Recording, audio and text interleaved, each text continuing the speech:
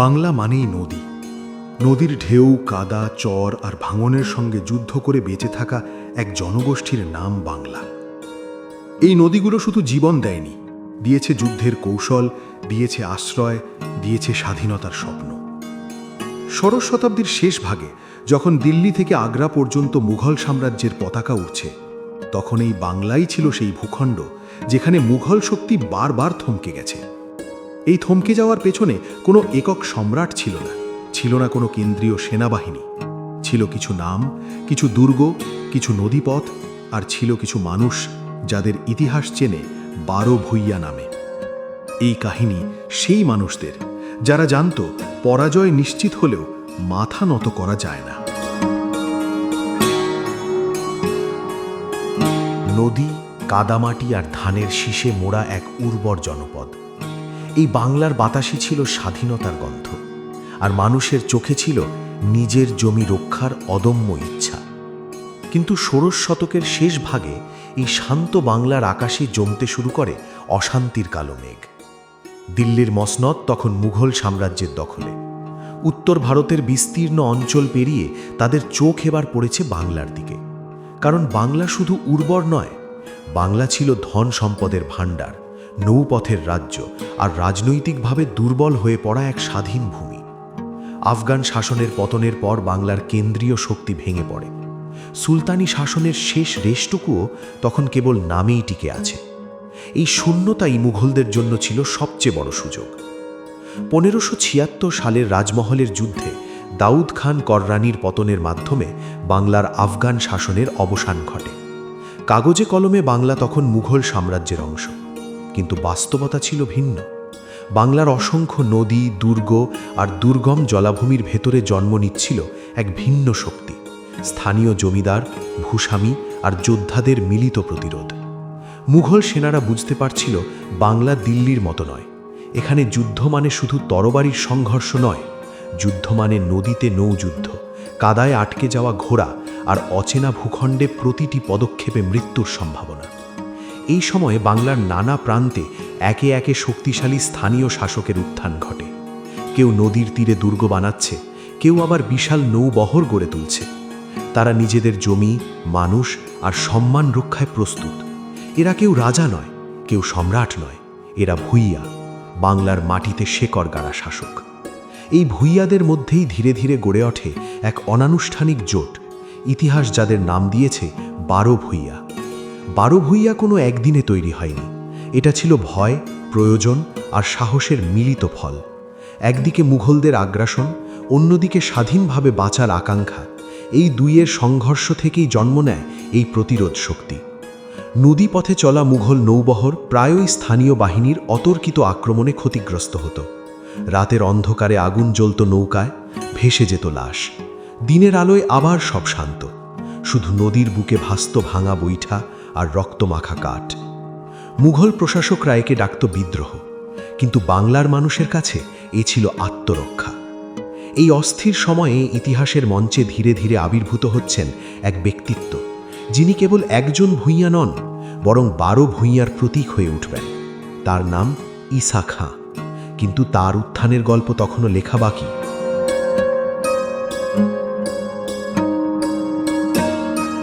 বাংলার ইতিহাসে এমন এক সময় এসেছিল যখন কোনো একক সিংহাসন ছিল না, কোনো সম্রাটের নির্দেশে পুরো দেশ চলত না। এই শূন্যতার মধ্যেই জন্ম নেয় স্থানীয় শক্তি। নদী ঘেরা জনপদে, দুর্গবেষ্টিত গ্রামে, মাটির সঙ্গে মিশে থাকা মানুষের মধ্য থেকে উঠে আসে একদল শাসক, যারা নিজেদের ভাগ্য নিজেরাই লিখতে চেয়েছিল। এরা ছিল ভূঁইয়া। ভূঁইয়া মানে কেবল জমিদার নয়, ভূঁইয়া মানে সেই মানুষ যে যুদ্ধ জানে, রাজনীতি বোঝে আর প্রয়োজন হলে নিজের হাতে তলোয়ার তুলে নেয়। বাংলার ভৌগোলিক বাস্তবতা তাদের এমন করে গড়ে তুলেছিল। এখানে পাহাড় নেই, মরুভূমি নেই, আছে নদী, চর, হাওর, বিল আর জলাভূমি। এই ভূখণ্ডে টিকে থাকতে হলে চাই আলাদা কৌশল, আলাদা সাহস। মোগলরা যখন বাংলাকে সুবা বানানোর স্বপ্ন দেখছে, তখন বাংলার ভেতরেই গড়ে উঠছে একাধিক শক্তিশালী স্থানীয় শাসন কেন্দ্র। এরা কেউ কারো অধীন নয়, কিন্তু সবার শত্রু এক, বহিরাগত শাসন। ধীরে ধীরে ইতিহাসে যাদের নাম উঠে আসে তারা হল ঈসা খাঁ, ভাটি অঞ্চলের সবচেয়ে শক্তিশালী শাসক, 12 ভূঁইয়ার অঘোষিত নেতা; প্রতাপাদিত্য, দক্ষিণ বাংলার যশোন অঞ্চলের দুর্ধর্ষ শাসক; কেদার রায়, ভূরিশ্রেষ্ঠ অঞ্চলের প্রভাবশালী ভূঁইয়া; চন্দ্র রায় ও কংস নারায়ণ, বাকলা ও বরিশাল অঞ্চলের নিয়ন্ত্রক; মুকুন্দ রায়, রামচন্দ্র, শশীভূষণ, এমন আরও কয়েকজন যাদের শক্ত ঘাঁটি ছিল নদী বিদৌথ বাংলার বিভিন্ন প্রান্তে। এই ভূঁইয়াদের কেউ এক রাজবংশের উত্তরাধিকার, কেউ আবার নিজের যোগ্যতায় উঠে আসা যোদ্ধা, কিন্তু সবার মধ্যে ছিল এক মিল: নিজেদের ভূমিতে মুঘল শাসন মানবে না। 12 ভূঁইয়া কোনো লিখিত চুক্তিতে আবদ্ধ ছিল না, এ ছিল বাস্তবতার জোট। যখন মুঘল সেনা কোনো এক ভূঁইয়ার দুর্গ আক্রমণ করত, তখন অন্য ভূঁইয়ার নৌবহর এসে পাশে দাঁড়াত। আজ যে শত্রু, কাল সে মিত্র, এই নমনীয় রাজনীতি তাদের টিকিয়ে রেখেছিল দীর্ঘ সময়। নদীপথই ছিল তাদের শক্তির মূল উৎস। বিশাল নৌবহর, দ্রুতগামী যুদ্ধ নৌকা আর স্থানীয় মাঝিদের সহযোগিতা সব মিলিয়ে মোগলদের জন্য বাংলার জলপথ হয়ে ওঠে বিভীষিকা। ভারী কামানবাহী নৌকা কাদায় আটকে গেলে ছোট ছোট ভূঁইয়া নৌকা হঠাৎ আক্রমণ করে অদৃশ্য হয়ে যেত। এই সময় বাংলার গ্রামগুলো শুধু কৃষির কেন্দ্র ছিল না, ছিল গুপ্তচর নেটওয়ার্ক। কৃষক, জেলে, মাঝি সবাই জানত কখন কোন পথে মুঘল বাহিনী আসছে। খবর পৌঁছে যেত ভূঁইয়াদের দুর্গে, আর প্রস্তুত হয়ে যেত প্রতিরোধ। 12 ভূঁইয়াদের উত্থান আসলে ছিল বাংলার আত্মরক্ষার গল্প। তারা জানত দিল্লির শক্তির সঙ্গে খোলা মাঠে যুদ্ধ জেতা সম্ভব নয়, তাই তারা যুদ্ধকে টেনে নিয়েছিল নদীতে, কাদায়, অচেনা ভূখণ্ডে। 12 ভূঁইয়ারা একত্রিত হয় একটি নীরব শপথে: বাংলা আমাদের, শাসনও আমাদেরই হবে। কিন্তু এই জোটের ভেতরেই লুকিয়েছিল ভবিষ্যতের সংকট। সবাই সমান শক্তিশালী নয়, সবার লক্ষ্যও এক নয়। আর এই জোটের কেন্দ্রবিন্দুতে উঠে আসছিলেন একজন মানুষ, যার নাম শুনলেই মুঘল সেনানায়কদের কপালে ভাঁজ পড়ত।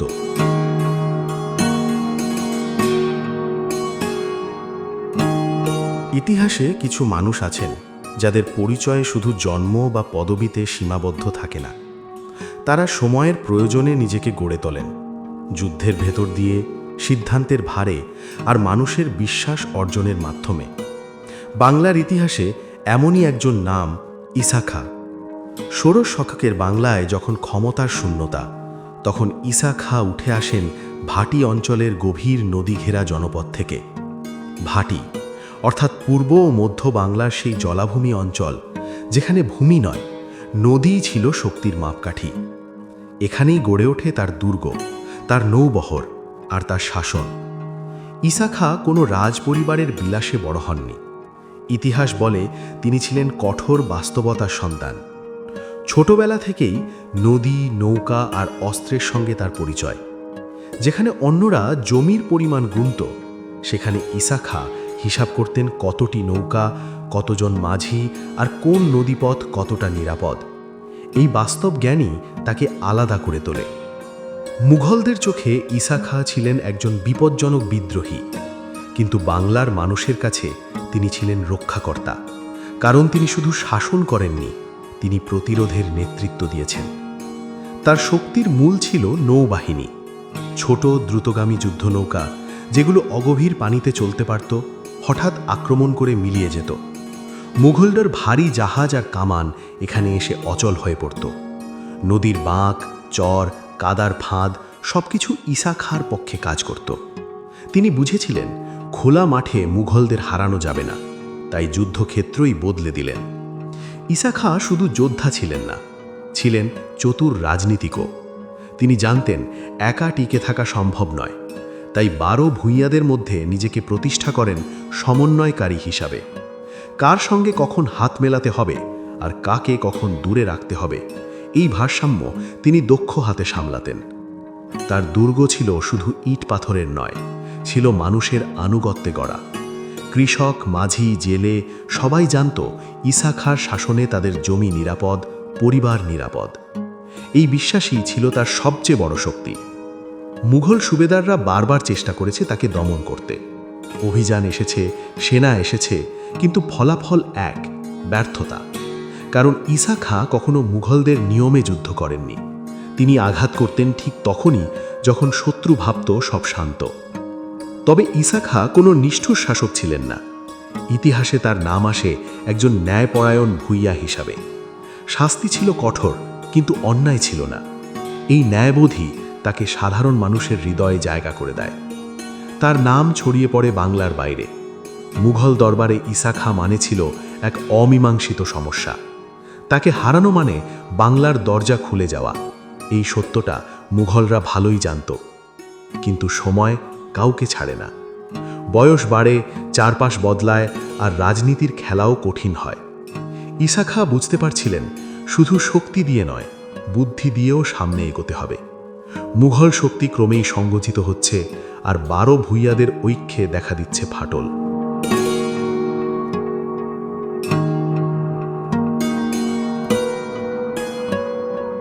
ইতিহাস সাধারণত রাজাদের কথা বলে। সিংহাসন, মুকুট আর বিজয়ের গল্পে ভরা থাকে তার পাতা। কিন্তু বাংলার ইতিহাসে 12 ভূঁইয়ারা এক ব্যতিক্রম। তারা কেউই সম্রাট হতে চাননি, কেউ দিল্লির মসনদের দিকে তাকাননি। তাদের যুদ্ধ ছিল রাজত্বের জন্য নয়, ছিল অস্তিত্বের জন্য। 12 ভূঁইয়াদের দর্শন শুরু হয় একটি মৌলিক প্রশ্ন থেকে: কে শাসন করবে এই বাংলা? দিল্লির দরবার থেকে পাঠানো ফরমান তাদের কাছে কেবল কাগজের টুকরো, কারণ তারা জানত বাংলাকে বুঝতে হলে দিল্লি নয়, নদী জানতে হয়। তারা বুঝত এই ভূখণ্ডের শাসন মানে মানুষের সঙ্গে থাকা, মাঠের সঙ্গে থাকা। এই কারণেই 12 ভূঁইয়াদের শাসন ব্যবস্থা ছিল আলাদা। কোনো কেন্দ্রীয় রাজধানী ছিল না, কোনো একক আইন ছিল না। প্রত্যেক ভূঁইয়া তার অঞ্চলে স্বশাসিত, কিন্তু যখন বহিরাগত শত্রু আসে তখন তারা আলাদা থাকত না। এই আলগা ঐক্যই ছিল তাদের শক্তি, আবার দুর্বলতাও। 12 ভূঁইয়ারা জানত একজন সম্রাট মানে এক কেন্দ্র, আর এক কেন্দ্র মানে সহজ লক্ষ্য। তাই তারা সচেতনভাবেই কোনো কেন্দ্রীয় সিংহাসন গড়ে তোলেনি। তারা ছায়ার মতো ছড়িয়েছিল বাংলার ভেতর। ধরা কঠিন, ভাঙা কঠিন। এই দর্শনের কেন্দ্রে ছিল স্বাধীনতা, কিন্তু স্বাধীনতা মানে বিশৃঙ্খলা নয়। প্রতিটি ভূঁইয়ার ছিল নিজস্ব ন্যায়বোধ। কর আদায় হতো, কিন্তু অত্যাচার চলত না। কৃষক তার জমি চাষ করত, মাঝি নদীতে চলত, আর জানত যুদ্ধ এলেও তার ঘর আগুনে জ্বলবে না কারণে। এই সামাজিক চুক্তি 12 ভূঁইয়াদের টিকিয়ে রেখেছিল। ধর্মের দিক থেকেও তারা ছিল বাস্তববাদী। মুসলিম, হিন্দু সবাই ছিল এই জোটের অংশ, কারণ শত্রু ছিল ধর্ম নয়, ছিল দখলদারিত্ব। এই সহাবস্থান তখনকার বাংলায় এক অনন্য উদাহরণ। ঈসা খাঁর নেতৃত্বে এই দর্শন সবচেয়ে পরিষ্কারভাবে ফুটে উঠেছে। তিনি নিজে কখনো নিজেকে সুলতান বা সম্রাট ঘোষণা করেননি। তিনি ছিলেন একজন ভূঁইয়া, অর্থাৎ ভূমির রক্ষক। এই পরিচয়ই তার কাছে ছিল সবচেয়ে বড় সম্মান। মুঘলদের চোখে এই দর্শন ছিল অগ্রাহ্য, কারণ মুঘল সাম্রাজ্য দাঁড়িয়েছিল কেন্দ্রীয় শাসনের ওপর।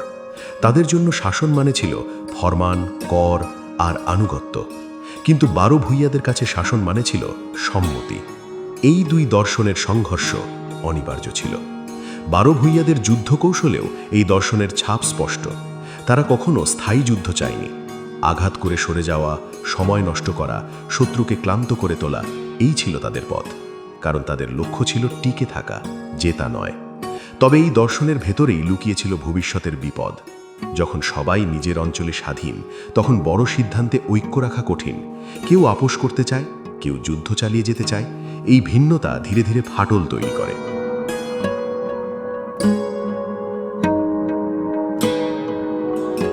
দক্ষিণ বাংলার মানচিত্রে একসময় এমন একটি নাম ছিল যা শুনলেই শত্রুর বুক কেঁপে উঠত: প্রতাপাদিত্য।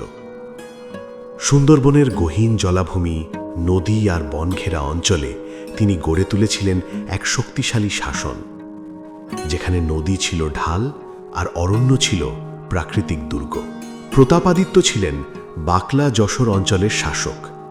তার শাসনভূমি আজকের খুলনা, যশোর ও সুন্দরবনের বিস্তীর্ণ অংশ জুড়ে ছড়িয়েছিল। এই অঞ্চল শুধু দুর্গমই নয়, বহিরাগতদের জন্য ছিল ভয়ঙ্কর। জোয়ার ভাটার হিসেব না জানলে এখানে একদিন টিকেও থাকা কঠিন। এই ভূগোলই প্রতাপাদিত্যকে করে তুলেছিল এক দুর্ধর্ষ শাসক। তিনি ছিলেন উচ্চাকাঙ্ক্ষী, দৃঢ়চেতা এবং আত্মবিশ্বাসী। অন্য ভূঁইয়াদের মতো তিনি কেবল আত্মরক্ষায় সীমাবদ্ধ ছিলেন না, তিনি চাইতেন শক্তির স্বীকৃতি। এই জায়গাটাই তাকে 12 ভূঁইয়াদের মধ্যে আলাদা করে তোলে। প্রতাপাদিত্য শক্তিশালী নৌবাহিনী গড়ে তোলেন। তার নৌকাগুলো ছিল বড়, ভারী ও কামান সজ্জিত। তিনি ইউরোপীয় বণিকদের সঙ্গে যোগাযোগ রাখতেন, অস্ত্র সংগ্রহ করতেন, এমনকি বিদেশি সৈনিকও তার বাহিনীতে ছিল বলে ধারণা পাওয়া যায়। এই আধুনিকীকরণ তাকে সাময়িকভাবে এগিয়ে দেয়, কিন্তু এখানেই জন্ম নেয় দ্বন্দ্ব। ঈসা খাঁ যেখানে যুদ্ধকে দেখতেন টিকে থাকার উপায় হিসেবে, প্রতাপাদিত্য সেখানে যুদ্ধকে দেখতেন ক্ষমতার ভাষা হিসেবে। তিনি চেয়েছিলেন নিজের শাসনকে বৈধতা দিতে, মুঘল দরবারের চোখে হলেও। এই কারণেই ইতিহাসে তাকে নিয়ে সবচেয়ে বিতর্ক। কখনো তিনি 12 ভূঁইয়াদের পাশে দাঁড়িয়েছেন, আবার কখনো মুঘলদের সঙ্গে সমঝোতার পথ বেছে নিয়েছেন। এই দোলাচল তার রাজনৈতিক বাস্তববাদও হতে পারে, আবার উচ্চাকাঙ্ক্ষার ফলও হতে পারে। মুঘলদের জন্য প্রতাপাদিত্য ছিল এক রহস্য। তাকে দমন করা মানে ছিল সুন্দরবনের ভেতরে ঢুকে যুদ্ধ করা, যা সহজ ছিল না। তাই মুঘলরা কখনো শক্তি দেখিয়েছে, কখনো কূটনীতি। প্রতাপাদিত্য একসময় মুঘলদের অধীনতা স্বীকার করেন, কিন্তু এই সিদ্ধান্তই তার পতনের বীজ বপন করে। মুঘলরা বিশ্বাস করত না, আর 12 ভূঁইয়ারা আস্থা হারায়। এই বিচ্ছিন্নতাই তাকে একা করে তোলে। শেষ পর্যন্ত মুঘল বাহিনী সংগঠিত আক্রমণ চালায়। স্থলপথ, নৌপথ দুই দিক থেকেই চেপে ধরা হয়। সুন্দরবনের দুর্গগুলো এক একে পতন ঘটে। প্রতাপাদিত্য বন্দী হন। ইতিহাসের পাতায় তার শেষটা বড় নির্মম। একসময় যে মানুষ দক্ষিণ বাংলার শাসক ছিলেন, তিনি বন্দী অবস্থায় মুঘল সাম্রাজ্যের পথে রওনা হন। কেউ বলে তিনি পথে মৃত্যুবরণ করেন, কেউ বলে দিল্লিতে বন্দী অবস্থায় তার মৃত্যু হয়। তার পতন 12 ভূঁইয়াদের জন্য ছিল এক সতর্ক সংকেত। ঐক্য ভাঙলে শক্তি থাকে না। প্রতাপাদিত্যকে শুধু বিশ্বাসঘাতক বা দুর্বল বলা সহজ, কিন্তু তিনি ছিলেন তার সময়ের সন্তান, যিনি শক্তির ভাষা বুঝতেন, কিন্তু সময়ের স্রোত পুরোপুরি বুঝতে পারেননি।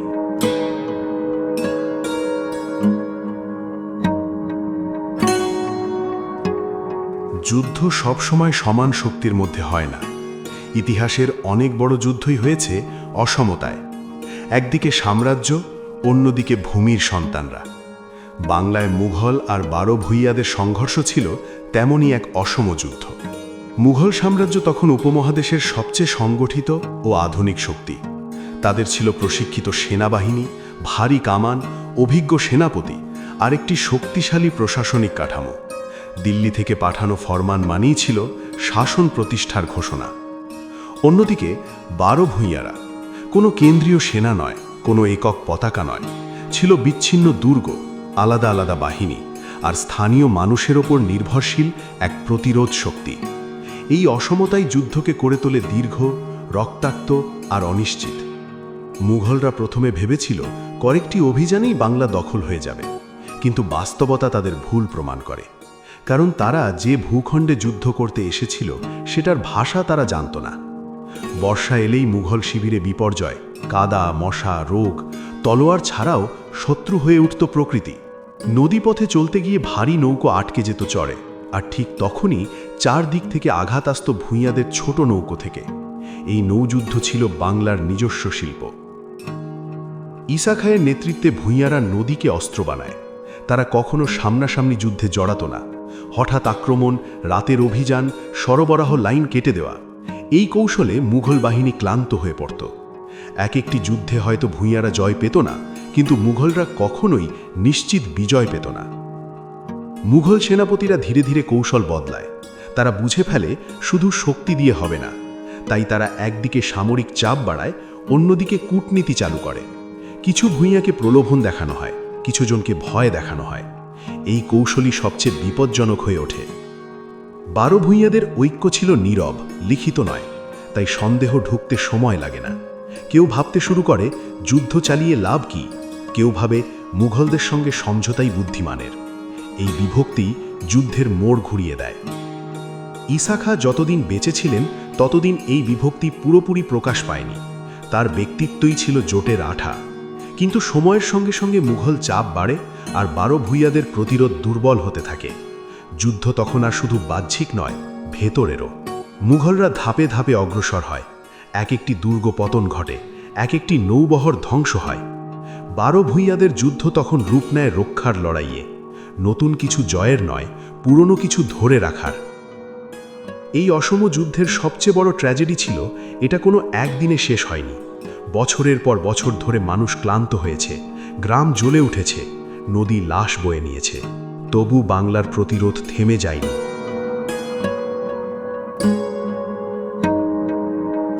বাংলায় যুদ্ধ মানে শুধু সৈন্য আর অস্ত্রের লড়াই নয়, এখানে যুদ্ধ মানে নদী বোঝা, জোয়ার ভাটা জানা, কাদার চর চেনা আর মানুষের মন পড়তে পারা। 12 ভূঁইয়ারা এই সত্যটা জানত বলেই তারা শক্তিশালী মুঘল সাম্রাজ্যের বিরুদ্ধে দীর্ঘদিন টিকে থাকতে পেরেছিল। এই যুদ্ধের কেন্দ্রবিন্দুতে ছিল নৌযুদ্ধ। বাংলার নদীগুলো ছিল ভূঁইয়াদের চলমান দুর্গ, ছোট দ্রুতগামী যুদ্ধ নৌকা, যেগুলো অগভীর পানিতে অনায়াসে চলত। এই নৌকাগুলোই ছিল তাদের সবচেয়ে বড় শক্তি। এগুলো ভারী কামান বহন করত না, কিন্তু বহন করত গতি, চমক আর নির্ভুল আঘাত। রাতের অন্ধকারে নৌকাগুলো নদীর কুয়াশার ভেতর মিলিয়ে যেত। হঠাৎ করেই শত্রু নৌবহরে আগুন লাগত, দড়ি কেটে যেত নোঙর, আর বিশৃঙ্খলার মধ্যেই ভূঁইয়ারা সরে পড়ত। মুঘল নৌবাহিনী ছিল বড়, শক্তিশালী, কিন্তু ধীর। তারা খোলা নদীতে ভয়ঙ্কর ছিল, কিন্তু বাংলার সরু খাল, বাঁকানো নদী আর কাদাময় চরে এসে অচল হয়ে পড়ত। এই ভূগোলই ভূঁইয়াদের প্রাকৃতিক মিত্র। নৌযুদ্ধের পাশাপাশি ছিল দুর্গ ব্যবস্থা। 12 ভূঁইয়াদের দুর্গ ইউরোপীয় পাথরের কেল্লার মতো নয়, এগুলো ছিল মাটির, কাঠের, কখনো বাঁশের, কিন্তু ভীষণ কার্যকর। নদীর ধারে, উঁচু টিলায় বা জলাভূমির মাঝে বানানো এই দুর্গগুলো সহজে দেখা যেত না, সহজে আক্রমণও করা যেত না। দুর্গ মানে কেবল যুদ্ধক্ষেত্র নয়, মানুষের আশ্রয়। যুদ্ধ এলে গ্রামবাসী দুর্গে আশ্রয় নিত, খাদ্য মজুদ থাকত, আর দীর্ঘ অবরোধ সহ্য করার ব্যবস্থা থাকত। মুঘল বাহিনী যখন একটি দুর্গ ঘিরে ফেলত, তখন আশেপাশের অন্য ভূঁইয়ারা নদীপথে আক্রমণ চালিয়ে চাপ কমিয়ে দিত। এই সমন্বয়ই মুঘলদের সবচেয়ে বেশি ভোগাত। আর ছিল সবচেয়ে গোপন অস্ত্র, গুপ্তচর নেটওয়ার্ক। বাংলার প্রতিটি গ্রাম ছিল তথ্যকেন্দ্র। জেলে, মাঝি, কৃষক সবাই জানত কে আসছে, কোথা থেকে আসছে। এই তথ্য ছড়িয়ে পড়ত মানুষের মুখে মুখে। কোনো লিখিত বার্তা নয়, কোনো দূত নয়, কেবল বিশ্বাসের উপর দাঁড়ানো এক নেটওয়ার্ক। মুঘল সেনা চললে খবর পৌঁছে যেত আগেই, ফলে ভূঁইয়ারা প্রস্তুত থাকত বা প্রয়োজন হলে এলাকা ফাঁকা করে দিত। শত্রু এসে পেত ফাঁকা গ্রাম, নষ্ট সরবরাহ লাইন আর অনিশ্চিত পথ। এই যুদ্ধ কৌশলগুলো ছিল একসাথে প্রতিরোধের ভাষা। 12 ভূঁইয়ারা জানত তারা সাম্রাজ্যের মতো দীর্ঘ যুদ্ধ চালাতে পারবে না, তাই তারা সময়কে অস্ত্র বানায়। কিন্তু এই কৌশলেরও সীমা ছিল। মুঘলরা ধীরে ধীরে শিখে নেয়। তারা স্থানীয় মানুষকে ব্যবহার করে, কিছু গুপ্তচর কিনে নেয়, নদীপথের মানচিত্র তৈরি করে। টেকনোলজি আর সংখ্যার জোরে তারা একসময় এই কৌশলের বিরুদ্ধে প্রস্তুত হতে শুরু করে। যুদ্ধ তখন আর শুধু ভূগোলের ওপর নির্ভর করে না, রাজনীতিও ঢুকে পড়ে।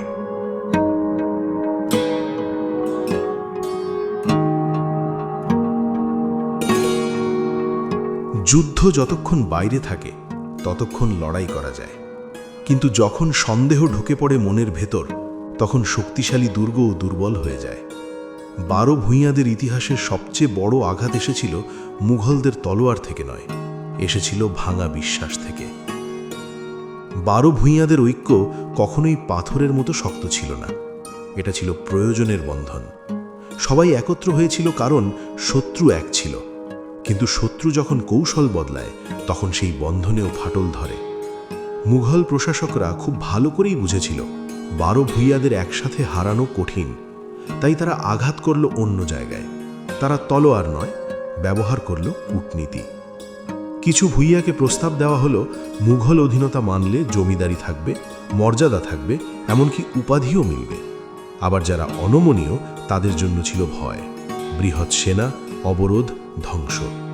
এই দুইয়ের মাঝখানে পড়ে গেল অনেক ভূঁইয়া। কেউ ভাবল আর কত যুদ্ধ, মানুষ ক্লান্ত, জমি অনাবাদী, নদী লাশ বয়ে নিচ্ছে। কেউ ভাবল একজন ইশাখার জন্য কি পুরো অঞ্চল ধ্বংস হতে পারে? এই প্রশ্নগুলোর উত্তর সহজ ছিল না। প্রতাপাদিত্যের মতো শক্তিশালী শাসকের দোদল্যমান অবস্থান এই বিভক্তিকে আরও স্পষ্ট করে। কখনো তিনি প্রতিরোধে, কখনো সমঝোতায়।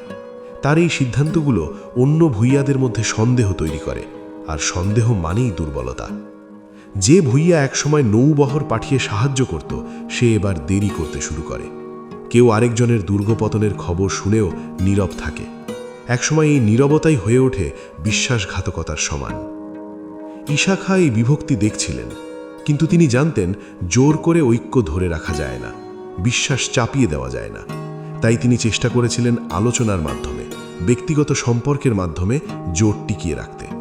কিন্তু সময় তার পক্ষে ছিল না। মুঘলরা এই সুযোগে আঘাত বাড়ায়। একে একে ছোট ভূঁইয়াদের দমন করা হয়। যারা আত্মসমর্পণ করে তাদের দিয়ে অন্য ভূঁইয়াদের বিরুদ্ধে ব্যবহার করা হয়। এই কৌশল সবচেয়ে বিধ্বংসী হয়ে ওঠে। 12 ভূঁইয়ার যুদ্ধ তখন আর নৈতিক দ্বন্দ্বে পরিণত হয়।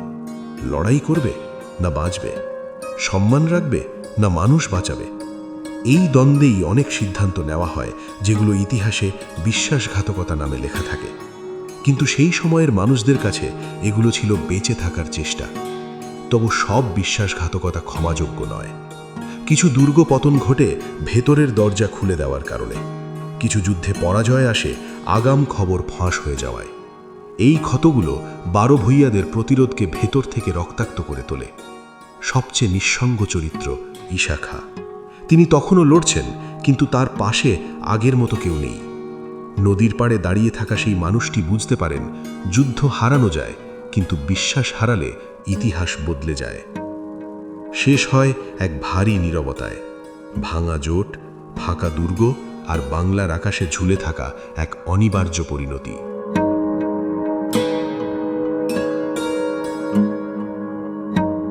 যুদ্ধের মাঠে ঈশা খাঁকে কখনো ক্লান্ত দেখা যায়নি। নদীর ঢেউ, রাতের অন্ধকার, মুঘল বাহিনীর চাপ সবকিছুর মধ্যেও তিনি ছিলেন দৃঢ়। কিন্তু সময়ের সঙ্গে সঙ্গে যুদ্ধের শব্দ কমে এলো আর নীরবতা বাড়তে থাকল। এই নীরবতাই ছিল তার জীবনের শেষ অধ্যায়ের ভূমিকা। ঈশা খাঁ তখন বয়সের ভারে নুয়ে পড়েছেন। যুদ্ধ এখনো চলছে, কিন্তু নেতৃত্বের দায়িত্ব তার কাঁধে আর আগের মতো নেই। 12 ভূঁইয়াদের জোট ভেঙে পড়েছে। কেউ আত্মসমর্পণ করেছে, কেউ দূরে সরে গেছে। যে নদীগুলো একসময় ছিল প্রতিরোধের পথ, সেগুলো এখন মুঘল নৌবহরের দখলে। তিনি সব দেখছেন, কিন্তু কিছু বলছেন না। ঈশা খাঁ বুঝতে পেরেছিলেন এই যুদ্ধ আর আগের মতো নেই। এটা এখন শুধু বাহ্যিক শক্তির লড়াই নয়, এটা সময়ের বিরুদ্ধে লড়াই। আর সময়কে কখনো তলোয়ার দিয়ে হারানো যায় না। তার দুর্গে তখন আগের মতো ভিড় নেই। সৈন্য কম, নৌকা কম, কিন্তু মানুষের সম্মান কমেনি। গ্রামের মানুষ এখনও তাকে দেখে মাথা নত করে। তারা জানে এই মানুষটা শেষ পর্যন্ত তাদের পাশে ছিলেন। ঈশা খাঁ শেষ দিনগুলোতে যুদ্ধের পরিকল্পনা নয়, ভবিষ্যতের কথা ভাবছিলেন। তিনি জানতেন তারপরে এই প্রতিরোধ টিকে থাকবে না। তাই তিনি চাইছিলেন অন্তত রক্তপাত কমাতে। ইতিহাস বলে মুঘলদের সঙ্গে শেষ পর্যন্ত তিনি সরাসরি সংঘর্ষে যাননি। তিনি বেছে নিয়েছিলেন শান্ত প্রস্থান। এই সিদ্ধান্ত কেউ দুর্বলতা বলে, কেউ বলে প্রজ্ঞা। একদিন ভাটির নদীর ধারে নিজের দুর্গের ভেতরেই ঈশা খাঁ শেষ নিঃশ্বাস ত্যাগ করেন। কোনো যুদ্ধক্ষেত্রে নয়, কোনো বন্দি দশায় নয়, নিজের ভূমিতে। তার মৃত্যুর সংবাদ ছড়িয়ে পড়লে বাংলায় নেমে আসে এক অদ্ভুত নীরবতা। যুদ্ধ থেমে যায়নি, কিন্তু প্রতিরোধের আত্মা যেন স্তব্ধ হয়ে যায়। ঈশা খাঁ কোনো সম্রাট ছিলেন না, তার কোনো সিংহাসন ছিল না, কিন্তু তার মৃত্যুতে মানুষ বুঝে যায় একটি যুগ শেষ হলো। তার সবচেয়ে বড় কৃতিত্ব ছিল তিনি প্রমাণ করেছিলেন শক্তিশালী সাম্রাজ্যের বিরুদ্ধেও দাঁড়ানো যায়, হারলেও মাথা নত না করে লড়া যায়।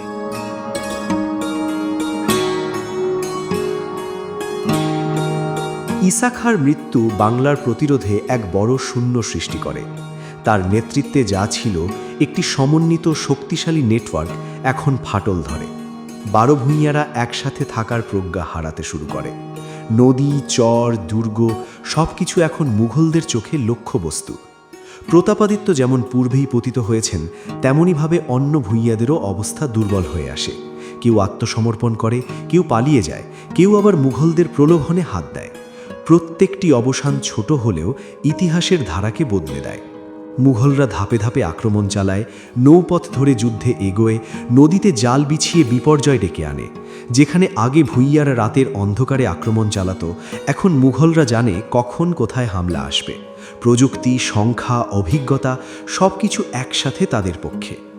দক্ষিণ বাংলার ছোট দুর্গগুলো একে একে পতিত হয়, চর ও নদীতে থাকা নৌবাহিনী ধ্বংস হয়, গোপন নেটওয়ার্ক ভাঙে, বিশ্বাসঘাতকতা নতুন মাত্রা পায়। যারা বেঁচে থাকে তারা বাধ্য হয় নীরব সমঝোতার পথে। এভাবে একে একে চারপাশ থেকে চাপিয়ে দেওয়া হয় 12 ভূঁইয়াদের সমস্ত শক্তি। প্রতিটি পতন ইতিহাসে লেখা হয় কেবল নামের জন্য, কিন্তু শত্রুদের কাছে তা ছিল পূর্ণ বিজয়। এই পতনের ভেতরে রয়েছে এক কঠিন সত্য: বাহ্যিক শত্রু কেবল আঘাত দেয়, কিন্তু ঐক্যের অভাব সর্বশেষ নিঃশ্বাসকে অবরুদ্ধ করে। 12 ভূঁইয়ারা তারাই যাদের অস্তিত্ব ডিপেন্ডেড অন সলিডারিটি। যখন ঐক্য হারায়, শক্তি খোয়ায়। বাকি যারা বেঁচে থাকে তারা হয় বিক্ষিপ্ত শাসক। পূর্বের নদী, চর, জলাভূমি সব কিছুতে তাদের প্রভাব ক্ষীণ হয়ে আসে। তারা আর একে অপরকে সহায়তা করতে পারে না। মুঘলরা স্থায়ীভাবে বাংলায় প্রভাব স্থাপন করে। বাংলার মানুষ ধীরে ধীরে মুঘল প্রশাসনের অধীনে আসে, কিন্তু 12 ভূঁইয়ার শিক্ষা থেকে যায়: নির্ধারিত ক্ষমতার চেয়ে স্বাধীনতা বেশি মূল্যবান। অবশেষে নদীর চরগুলো, মাটির দুর্গগুলো, নদীর নৌকা সবই ইতিহাসে বিলীন হয়, কিন্তু বাংলার মানুষ ঈসা খাঁ, প্রতাপাদিত্য, কেদার রায় ও বাকিদের গল্প মনে রাখে। প্রতিটি নাম হয়ে ওঠে আত্মরক্ষার প্রতীক, প্রতিটি যুদ্ধ একটি প্রজ্ঞার পাঠ।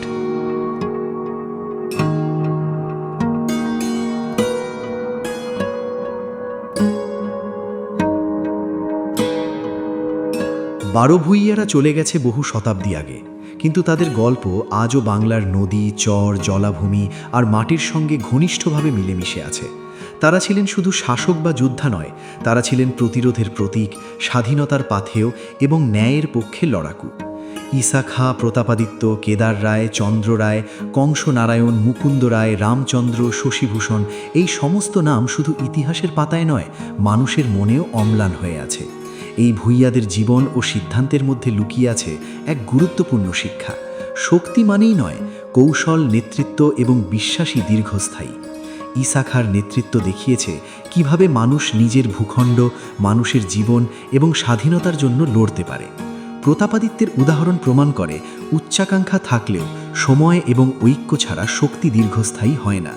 এই দুই চরিত্রই আমাদের শেখায় ইতিহাস শুধু বিজয়ীর লেখা নয়, হারানো, প্রতিরোধ এবং আত্মত্যাগও সমানভাবে গুরুত্বপূর্ণ।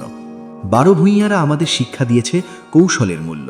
তাদের নৌযুদ্ধ, দুর্গ ব্যবস্থা, গুপ্তচর নেটওয়ার্ক সবই দেখায় যে ভৌগোলিক জ্ঞান, স্থানীয় মানুষদের সঙ্গে সম্পর্ক এবং সময়োপযোগী সিদ্ধান্ত না হলে শক্তি কোনো কাজের নয়। তারা মুঘল সাম্রাজ্যের মতো সংখ্যায় বা অস্ত্রে শক্তিশালী ছিল না, কিন্তু বুদ্ধি ও কৌশলে অসীম শক্তি দেখিয়েছে। তাদের অবদান শুধু সামরিক বা রাজনৈতিক নয়, সামাজিকভাবে তারা দেখিয়েছে কিভাবে মুসলিম, হিন্দু ও স্থানীয় জনগণ একত্রিত হয়ে একটি অঞ্চলের প্রতিরক্ষা করতে পারে। ধর্ম বা জাতি নয়, মানুষের মঙ্গলই ছিল তাদের নীতির কেন্দ্র। এই মানবিকতা আজও আমাদের শিক্ষা দেয় যে নেতৃত্ব মানে শুধু ক্ষমতা নয়, দায়বদ্ধতা। 12 ভূঁইয়ারা নিজেদের মুসনদে আগ্রহী ছিলেন না, তারা চেয়েছিলেন স্বাধীনতা। তাদের এই দর্শন বাংলার মানুষের মনে একটি স্বাতন্ত্র্য বার্তা ছড়িয়ে দিয়েছে: কখনো ক্ষমতার জন্য যুদ্ধ, বরং জীবন, অধিকার এবং মর্যাদার জন্য লড়াই করা উচিত। আজও বাংলার নদী, চর, দুর্গ যেখানে একসময় তারা লড়েছে, সেই সমস্ত জায়গা ইতিহাসের সাক্ষী। এই ভূঁইয়াদের কাহিনী নতুন প্রজন্মকে শেখায় যে আত্মবিশ্বাস, সাহস এবং কৌশল দিয়ে অনিশ্চিত পরিস্থিতিতেও টিকে থাকা সম্ভব। 12 ভূঁইয়ার গল্প আমাদের মনে করিয়ে দেয় ঐক্য না থাকলে শক্তি হ্রাস পায়। বিশ্বাসঘাতকতা হোক বা বিভেজন, সবই ইতিহাসের ধারাকে বদলে দেয়, কিন্তু বুদ্ধি ও কৌশল, মানুষের সঙ্গে বিশ্বাস এবং স্বপ্নের পক্ষে লড়াই এসবই চিরকাল টিকে থাকে। তাদের দিক থেকে আমাদের শেখার শেষ বার্তা স্পষ্ট: শক্তি নয়, নেতৃত্ব ও ন্যায়ের জন্য লড়াই চিরকাল ইতিহাসে বেঁচে থাকে। 12 ভূঁইয়া চলে গেলেও তাদের উত্তরাধিকার আজও বাংলার মানুষকে প্রেরণা দেয় যুদ্ধ, কৌশল, বিশ্বাস এবং স্বাধীনতার মূল্য বুঝতে।